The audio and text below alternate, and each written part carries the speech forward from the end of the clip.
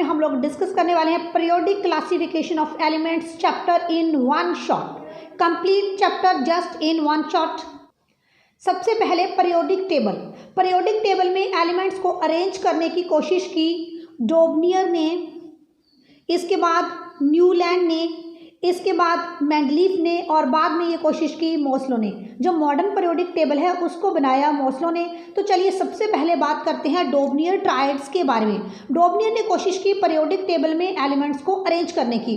उन्होंने तीन एलिमेंट्स के ग्रुप बनाए, लिथियम, सोडियम, पोटाशियम। उसने एक ग्रुप बनाया 3 एलिमेंट्स के। इस ग्रुप को हम लोग कहते हैं triad, meaning group of 3 elements is called triad. जैसे first triad lithium, sodium and potassium. Second group 3 elements का, जिसमें कैल्शियम, स्ट्रोंशियम और बेरियम 3 एलिमेंट्स का ग्रुप था।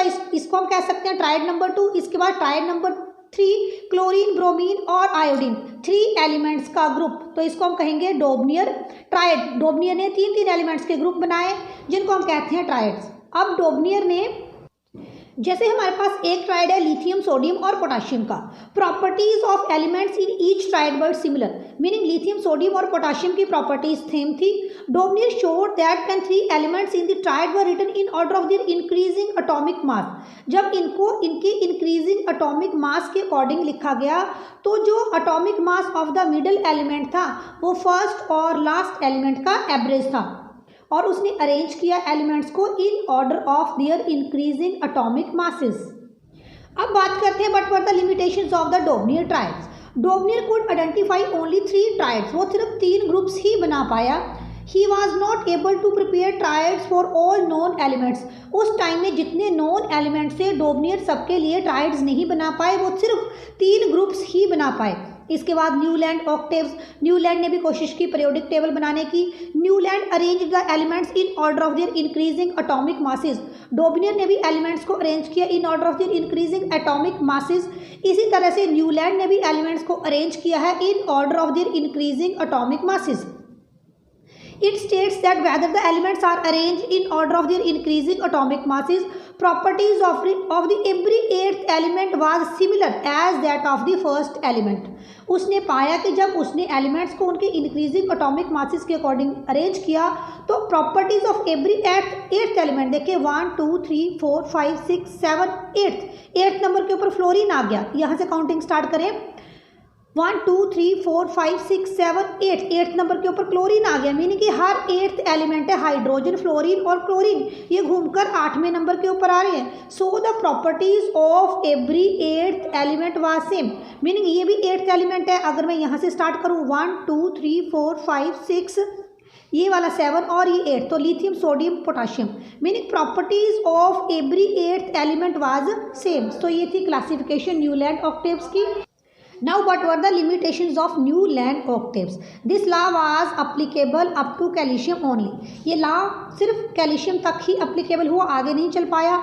It contained only 56 elements. अगर आप देखें तो सिर्फ 56 elements ही ये अरेंज कर पाया। Further it was assumed by the Newland that only 56 elements existed in nature. No more elements are going to be discovered in future. सिर्फ 56 elements को न्यूलैंड ने अरेंज किया और उन्होंने बोला कि सिर्फ 56 elements ही सफिशेंट है, शायद इसके बाद न्यू एलिमेंट्स ना खोजे जा पाएँ, और सिर्फ कैल्शियम तक अप्लीकेबल था। In order to fit these elements in the periodic table, Newland adjusted 2 elements in the same slot, also put some unlike elements in the same note. लेकिन लिमिटेशन न्यूलैंड ऑक्टेव की इस periodic table में क्या थी? 2 elements जैसे cobalt, निकल, ये same slot में आ गए। आप ये वाला स्लॉट देखें, इसमें फ्लोरीन भी है, क्लोरीन भी है और ब्रोमीन भी है, कोबाल्ट और निकल भी हैं। तो कुछ ऐसे एलिमेंट्स सेम स्लॉट में आ गए जिनकी प्रॉपर्टीज़ मैच नहीं कर रही थी। कोबाल्ट, निकल की प्रॉपर्टीज़ डिफरेंट है फ्लोरीन और क्लोरीन से, तो ये एक फेलियर था न्यूलैंड ऑक्टेव्स का। इसके बाद आया मेंडलीफ पीरियोडिक टेबल। डोबनियर ने कोशिश की, न्यूलैंड ने कोशिश की, मेंडलीफ की कोशिश देखते हैं। मेंडलीफ ने क्या किया? Mendeleev arranged all the 63 known elements in order of their increasing atomic masses. Mendeleev ने भी कोशिश की एलिमेंट्स को अरेंज करने की। उसने एलिमेंट्स को अरेंज किया in order of their increasing atomic masses, और उसने कितने एलिमेंट्स को अरेंज किया? 63। और जो हमारे न्यूलैंड थे उन्होंने कोशिश की 56 एलिमेंट्स को अरेंज करने की। The table consist of vertical columns and groups. अब इस पीरियोडिक टेबल में भी हमारे रोज और ग्रुप्स भी थे हमारे पास और पीरियड्स भी थे। मॉडर्न पीरियोडिक टेबल में ग्रुप्स भी हैं और पीरियड्स भी हैं। जो हॉरिजॉन्टल रोज हैं उनको हम पीरियड कहते हैं और जो कॉलम्स हैं उनको हम ग्रुप्स कहते हैं। The elements were similar, physical and chemical properties were under the same group. जिन एलिमेंट्स की फिजिकल और केमिकल प्रॉपर्टीज सेम थी उनको सेम ग्रुप में रखा गया। मीनिंग ये पीरियोडिक टेबल काफ़ी हद तक सेम होगा मॉडर्न पीरियोडिक टेबल के जैसे। अब लिमिटेशन क्या आ गई मेंडलीफ की? He could not find the correct position of the hydrogen in the periodic table। वो डिसाइड नहीं कर पाया कि हाइड्रोजन की पोजीशन क्या होगी। हाइड्रोजन का अटोमिक नंबर 1 है और हाइड्रोजन 1 पॉजिटिव है, लेकिन हाइड्रोजन को हम मेटल नहीं नॉन मेटल के ग्रुप में रखते हैं, तो वो हाइड्रोजन की पोजीशन को आइडेंटिफाई नहीं कर पाया। Position of the isotopes of the all elements were not certain according to the Mendeleev. अब जो आइसोटोप्स हैं उनकी पोजीशंस को वो नहीं बता पाया। आइसोटोप हाइड्रोजन का 1H1 1H2 ये 2 आइसोटोप्स हैं हाइड्रोजन के। क्योंकि इनका एटॉमिक मास अलग अलग है तो वो आइसोटोप्स को कैसे अरेंज करना है इस बात में वो कंफ्यूज हो गया, ये काम नहीं कर पाया। Atomic masses did not increases in regular manner going from one element to the next. उसने एलिमेंट्स को अरेंज किया in order of their increasing atomic masses, लेकिन सारे एलिमेंट्स को according to increasing atomic mass वो एडजस्ट नहीं कर पाया। इसके बाद आ गया हमारे पास मॉडर्न पीरियोडिक लॉ। अब मॉडर्न पीरियोडिक टेबल आ गया मेंडलीफ के बाद। अब मॉडर्न पीरियोडिक टेबल में ये कोशिश की गई कि एलिमेंट्स को अरेंज किया गया इन order of their increasing atomic number. Modern periodic table में एलिमेंट्स को अरेंज किया गया इन order of their increasing atomic number. ये है मॉडर्न पीरियोडिक टेबल और एलिमेंट्स को अरेंज किया गया है इन order of their increasing atomic number. अब मॉडर्न पीरियोडिक लॉ ये कहता है कि जो प्रॉपर्टीज़ ऑफ एलिमेंट्स हैं वो फंक्शंस हैं उनके एटॉमिक नंबर का। इससे पहले मेंडलीफ ने बात की, डोबनियर ने बात की, न्यूलैंड ने बात की, उन्होंने कहा एटॉमिक मास, लेकिन मॉडर्न पीरियोडिक टेबल में आ गया atomic number. Elements were arranged in order of their increasing atomic numbers in modern periodic table. Meaning जो प्रॉपर्टीज़ हैं एलिमेंट्स की वो फंक्शंस हैं उनके एटॉमिक नंबर का। फिजिकल प्रॉपर्टीज़, केमिकल प्रॉपर्टीज़ वो डिपेंडेंट है उनके एटॉमिक नंबर के ऊपर। और बाकी सभी लोगों ने बोला, न्यूलैंड ने बोला, डोबनियर ने बोला और मेंडलीफ ने बोला, इन्होंने बोला कि जो एलिमेंट्स की प्रॉपर्टीज है वो फंक्शंस हैं उनके एटॉमिक मासेस के। Trends in the modern periodic table.